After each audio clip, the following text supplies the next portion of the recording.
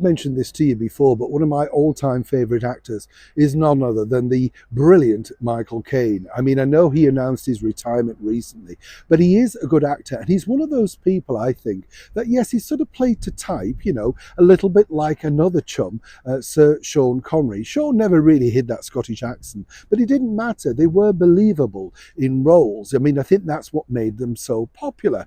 Now, Sir Michael Caine basically said recently that he was retiring from movies at that ripe old age of 90. But you're just getting going, Michael.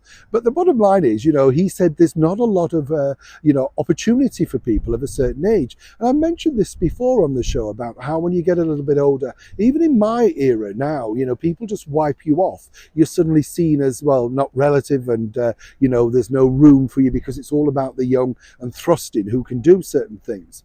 But now I find this absolutely appalling because there's a certain award ceremony coming up here in London who've literally done this to the two stars. As ever, let me explain.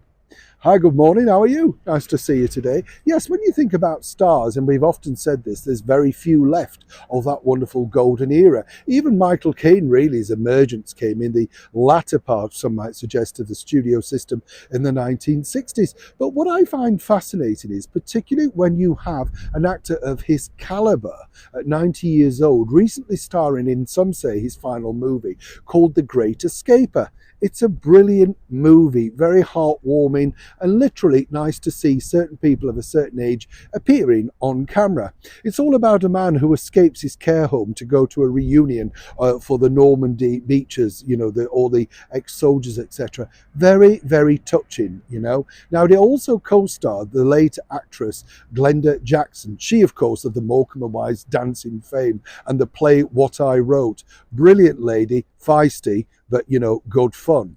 Now, get this, over at the BAFTAs, they've decided, even though this year they're going genderless, as we told you recently, so you won't be best actor or best actress, but a certain person in a role or whatever. Absolute nonsense. Well, they've not bothered nominating or putting forward Sir Michael, or indeed the late Glenda, in any form for those particular roles. I mean, it's ridiculous when you think, because two things: it's proven to be a popular film, as I say, one of the many rare British films recently that took over 4 million at the box office. So that means that television companies will want to buy it and screen it, and streaming services and stuff like that. But not just that, wouldn't it be nice, even though Sir Michael Caine, who's picked up a plethora of awards over the years, I mean, he's 90 years old, even just to get him on camera to give a wonderful speech at such a prestigious event, wouldn't it make sense to do that?